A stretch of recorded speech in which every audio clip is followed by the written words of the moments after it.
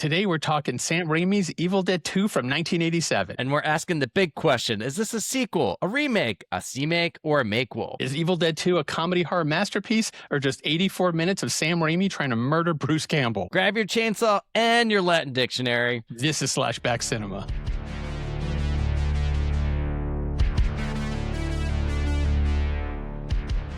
Well, Shanny, we usually start with, have you seen this one before? But that would be a foolish question to ask, talking about this film.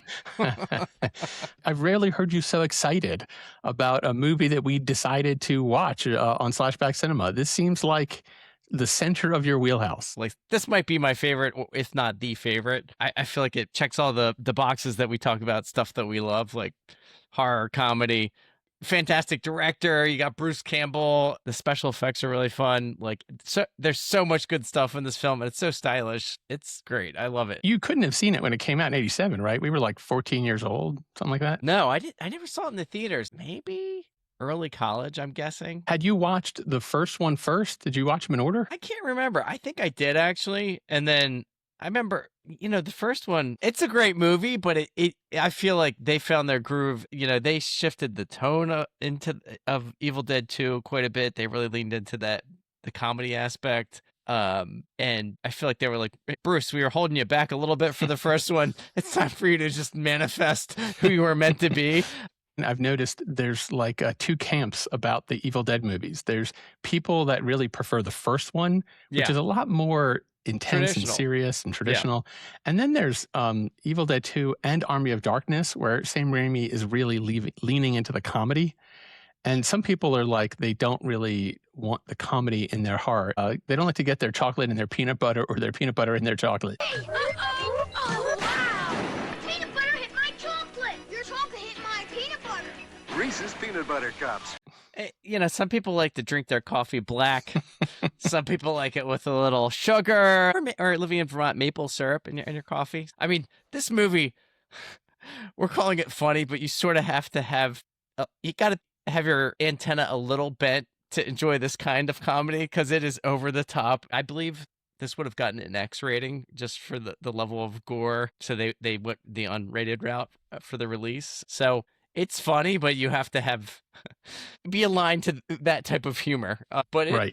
Dude, it's been a long time since I've been like laughing out loud that hard. I knew what these scenes were, and I was like cracking up once again. My interpretation of this movie is that it is a Warner Brothers cartoon, but filmed with like real commitment and asking the question, if you actually turned a Warner Brothers like Bugs Bunny cartoon into a live action movie, wouldn't it be a horrifying movie? And so totally. I feel like that's what this movie is. This is like if you took a Bugs Bunny or Daffy Duck, a cartoon, and turned it into a live action movie, it would be hilarious and horrifying. Down to even like there's scenes where like, so Ash gets his hand, he has to cut off his hand because it's possessed by the demon from the book. And there's a whole series or sequence of him like battling his hand, but they've got even the freaking Looney Tunes mouse holes with the mouse traps. Like, it's right there on screen. Right. I feel like before we get too far, we need to do a plot summary. Would love to. Evil Dead 2 follows Ash Williams, our protagonist, who makes the questionable life choice of taking his girlfriend Linda to a remote cabin in the woods. And, always a bad idea. After playing a tape recording of an archaeologist reading passages from the Necronomicon, the infamous Book of the Dead, Ash accidentally unleashes demonic forces that possess everything in sight. What follows is less a traditional horror movie than more of a live-action Looney Tunes nightmare.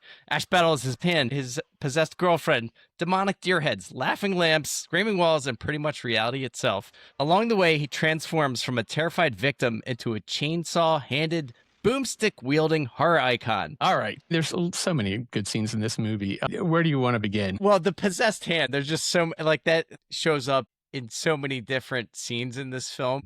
And for those that haven't seen the movie, the possessed hand is when Ash's own hand turns against him and he ends up battling his own hand. That kitchen scene where He's Bruce Campbell, Ash, our hero, stumbles into the kitchen. He's battling his hand, and he puts the hand in cold water, I guess, to like calm it down. Maybe he's thinking that's going to chill it out. And yeah, and when Ryan says battling his hand, it's still attached to his arm. So yes. He's just literally, his one hand is fighting his other hand. Right. And so he's coming to a kitchen. It's like a old cabin kitchen. It's stock shelves. There's done a little cooking, plates are on the side. You know, it's a nice little kitchen. And there's a moment of calm before the storm where he's like trying to like just get his hand to calm down. And then he's like resting. He's over the sink exhausted. And then he proceeds to the hand starts grabbing plates and smashing him over the head. Bruce Campbell does such an incredible job with the physical comedy in this scene. Like he's like smashing himself in the face. His hands bashing his head against the counter. He's flipping himself over backwards. It's so funny to watch. It's like in that vein and spirit of Three Stooges slapstick comedy. It's, oh man, it is a tour de force, and he is really going for it. I mean, I was telling my daughter, nothing you're seeing here is CGI. Everything that they filmed, they had to do in camera. So he is flipping over, throwing himself into a puddle of water, and yeah, it's pretty great. And then so that hand eventually knocks him unconscious, and then the hand sees that there's a meat cleaver on the floor, and it's a scene of like his hand inching across, pulling his unconscious body along to the meat cleaver, and then the hand is making these little noises that just make it even funnier. It's like, like what I loved about his performance is it's like the way Bruce Campbell manifests. It's like he's like, "Ah, I got you," and then he's like, "Oh God, that hurts!" Like, and then playing off himself. It's so good. Yeah, he is great in this. I feel like this is the movie where he really gets to like show his chops. I hadn't seen this movie in more than a decade, so I forgot how much. There's a lot of like stop motion animation in this movie. Yeah, and you can see it and be turned off by it, being like, it doesn't look real. But like that, I think that's part of the style and fun. Like the film like leans into its limitations in a way that like completely works. And you can say, oh, well, that doesn't look real. It wasn't intended. The acting's not, and that was one of the criticisms I've seen is like people are like, well, the acting's not great or it doesn't feel realistic. It's like, that is not what the goal was with this film. Like the script wasn't like, Bruce Campbell, we need you to act scared. They were like, Bruce, you need to, in the spirit of Nick Cage, manifest. Like, my wife said that Bruce Campbell reminded her most of Jim Carrey, kind of rubber faced and rubber bodied. Yeah, that's a good analogy. Yeah, I hadn't thought of that. But yeah, I could see it. There's a really wild scene. I couldn't help but wonder how in the world they filmed this, where Bruce Campbell is like his body is flying through the woods, but the camera is on his torso and he's like kind of flying backwards. And then at one point he like fully does a 360 rotation. I'm like, I would like to see the making of this movie to figure out what kind of contraption is he in that they were able to do this. Yeah. That like that look and feel, like the low, it showed up in, I think he set it up in the original Evil Dead with like that low kind of crazy camera that like it's meant to show the demon force coming and the people inside the cabin, where it's like shaky, it's slow, it's moving fast, and it's very unsettling. And then also there's a car crash scene where he goes through the window too. Like, and yeah, you're wondering how they rigged that up to make it, because it's frenetic, fast, and looks intense. Yeah. There are some scenes that look better than how I remembered them, and then some scenes look more ridiculous than how I remembered them.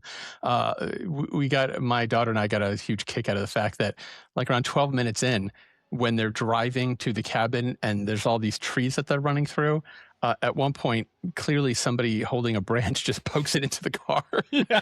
I saw that. It doesn't look like the branch lunges at him. It looks like a crew member just poked him in the face with a stick. At one point in the film, oh shoot, what's the character's name? It's her mother. Yeah, these characters do not stick out. This is not a character piece. Yeah. I think it's Annie, her mom, Henrietta. You come to find out that she's been taken over by the demonic forces before they arrive. But the possessed corpse is in the cellar, and there's a scene where she erupts from the cellar. There's this battle that ensues, and then they proceed to try to shove her back down into the cellar with the cellar door. Mm-hmm. And then her eyeball pops out of her head goes flying across the room and then lands in, I think it's Billy Joe's mouth. That scene, the way they shot it, oh my God, it's so funny. That is just completely Warner Brothers. The way it's filmed and the sequence of events. There's one scene where I feel like they get a lot of good mileage out of that cellar door. Like there's a scene where a guy gets pulled into the cellar door. What's his name? Jake, I think. Yeah. So Jake, his body gets like pulled into the cellar by the monsters. And then the amount of blood that goes shooting out of the cellar trap door is so insane. This is another like a thing I brought up before about horror movies have really leaned into the idea that each of our bodies is filled with hundreds of gallons of blood and nothing else. Yeah, but that's not even like connected to the amount of blood a human body would hold. Like that's like they've tapped a sewage line of blood. And there were multiple scenes. I had kind of forgot just how bloody this film is in terms of, and it's not just red blood. There's then that'll turn black. Sometimes there's green blood. Like it is a color fiesta of various liquids and blood colors in this film. There's a crazy scene where the mom, is it Henrietta? So Henrietta, the monster version, comes out of the cellar and then she like grows this really long neck and this goofy, I mean, it is totally a Warner Brothers face with crazy teeth and eyes and it makes no sense. And the Deadites, And then Bruce Campbell is like fighting it. He's just swinging wildly. And it's another example of either you are genetically disposed to like this kind of thing or not. Yeah. And you're right. It is polarizing. There's people that are like, they didn't like the pivot that the crew took with this one from the first film.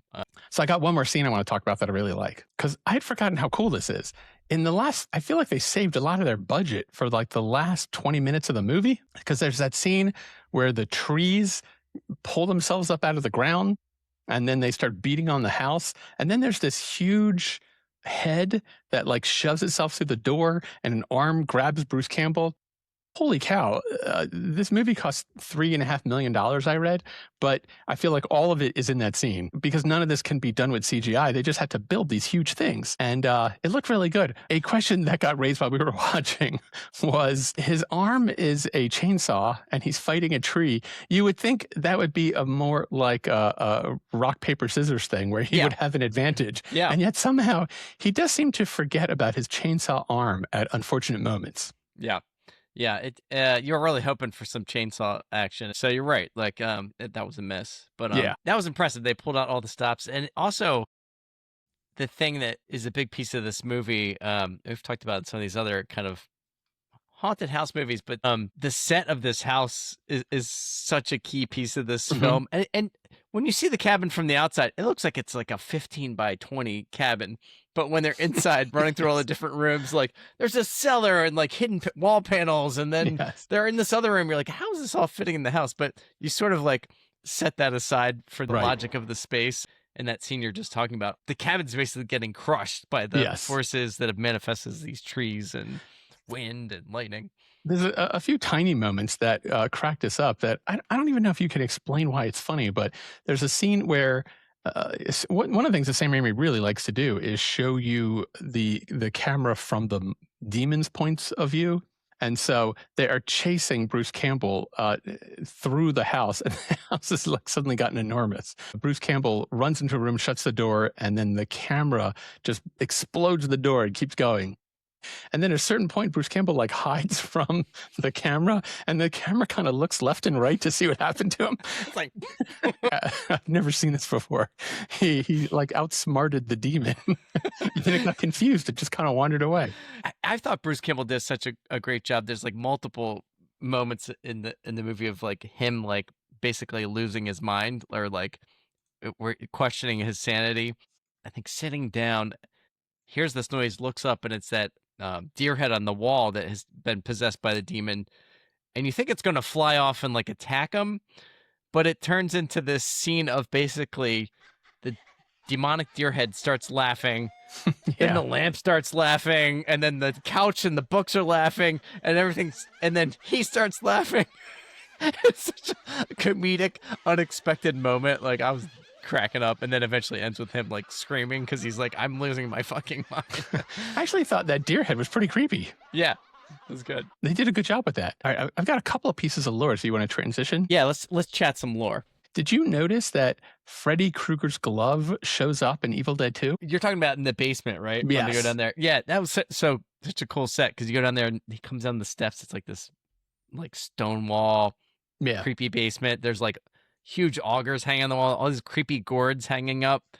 But then, what's next to the gourds there in that one scene? So I found out that one of the behind-the-scenes guy who was working on Nightmare on Elm Street 3, which was filming at the same time of Evil Dead 2, and so a crew member just took the glove and then stuck it in a couple of scenes that would just be in the background. Nightmare on Elm Street 3, that was peak Freddy Krueger. So it would have been a really fun Easter egg to see in the movie at the time. It seems like kind of the reason this movie got made was because of Stephen King.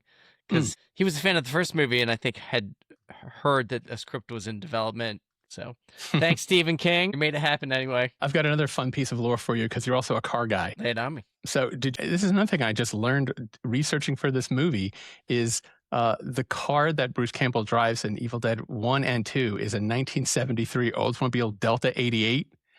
And Sam Raimi puts that exact car in that color in almost every movie. Oh, interesting. So it's in the Evil Dead movies. It's also Uncle Ben's car in Spider-Man from 2002. There's a scene in Doctor Strange in the Multiverse of Madness in 2022 where there's a car flying through the air, and that's the car it is. He just pops this car into every movie. And I found out that it was Sam Raimi's mother's car. For real? So I don't think it's the actual same car in every movie, but he has like a affection for that car. I'm sure because when he was a kid driving in the 70s, that was the car that he drove. He borrowed his parents' car. Right. And I need to make a movie. We need this car. Yeah. Yes. All right. Are you ready for Stabby Scores? I am, and I think you already know where I stand on this film. So I want to hear from your lips, Shanny, watching this film. Where do you land this one? And again, for the listeners, 0 to 4. 1 is like, do not watch this movie. Your life will be worse. Yes. Yeah. 2, few good scenes worth watching. Fast forward the rest. 3, this feels pretty good. And 4, this is some good shit right here. Iconic, must watch. Yep. So for me, I'm giving Evil Dead 2 a 3. A 3? Okay. Yes. I mean, I thought it was good. And for all the reasons we talked about, but watching it again, it felt a little light to me. So some of the scenes I thought, this is going on a little too long. There's no point to this anymore. And then none of the characters are really memorable. Like, there's absolutely nothing the characters do that make them stand out. And I felt like had the characters been drawn better and been more distinct in just a couple of ways, I think I would have enjoyed it more. So 3 out of 4 for me. Nice. I appreciate the critical perspective that you bring, the deep analysis. That's something we've talked about in the past where I tend to be maybe more landing in the emotional, how's it landing space, and then you bring this an analytical assessment eye to these films. So, but there's also nostalgia plays a big hand in this because when we watched Poltergeist, that to me is always going to be a 4 out of 4 because I saw it at a certain point in my life where that movie is just in my bloodstream permanently. And this movie didn't quite have that quality to me. Maybe had I seen it in 87, I would have felt that way. Yeah. But where do you stand on it? I'm not going to do a long setup for this. I was shocked at how well it held up. It is, to me, the pinnacle of horror comedy. And dare I say, this is a comedy horror masterpiece. I'm giving this one 4 out of 4 stabbies. Groovy. Yep, can't top this in my book. Yeah, I freaking love this movie. I mean, I hear what you're saying about the characters, but you overlooked Bruce Campbell. Like, you don't need anything else in a film other than Bruce Campbell. Like, the fact that, like, there's a good half of this film that's just him. Like, I'm completely riveted, entertained, and loved it. So it is incredible, like the punishment that he underwent for these movies. Like he was just so gung ho to do things that I'm positive he got genuinely physically hurt doing this movie. Yeah, he fully committed. The special effects are so well done and fun. There's a lot of stop motion, and if you look at it and say, if you were to come at it from today's lens and be like, does the headless dancing girlfriend look good? Is it believable? No. But if you're coming at it from that style and kind of the world that they created together, like it's great. I love it. But the one thing we didn't talk about is this is one movie that I love, but I have to say I don't love the poster for this film. Are you talking about the poster that's like a skull, but it has like human eyes? Yep. I like that poster. Why doesn't it work for you? It's an eye-catching visual. It always caught my attention. Like I always connected it to the film. I think this was the VHS cover that I was familiar with. But it doesn't link back to the fucking movie at all. This isn't the look and feel of the film. To me, this always felt like somebody else put this together that wasn't part of this film. So like... Oh, that's really interesting. I have a totally different take on it. What do you got? To me, what I liked about the poster is there's a kind of like silliness about it. Like it's a skeleton face, but it has human eyes, and it doesn't look menacing. It kind of looks at me like my dog looks at me when he's eating something off the table. And he feels kind of bad. Like the skull face has kind of a whoops, me? To me, the poster captures the goofy tone of the movie. That's like, it's a horror movie, but not a horror movie. It's goofy, but you're supposed to be a little bit creeped out by it. But you're right to point out there's nothing in the movie that has anything to do with this creature. That wraps up another trip down memory lane. We hope you enjoyed revisiting Evil Dead 2 as much as we did. And if you're also a Gen X survivor, tell your friends about the show and rate and review us on Apple or Spotify or wherever you listen to podcasts.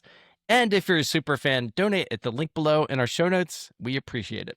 And we want to hear from you. If you've got a favorite memory watching this masterpiece or a classic horror movie you'd like us to dissect, drop us a line at slashbackcinema.com because your suggestions keep the conversation alive.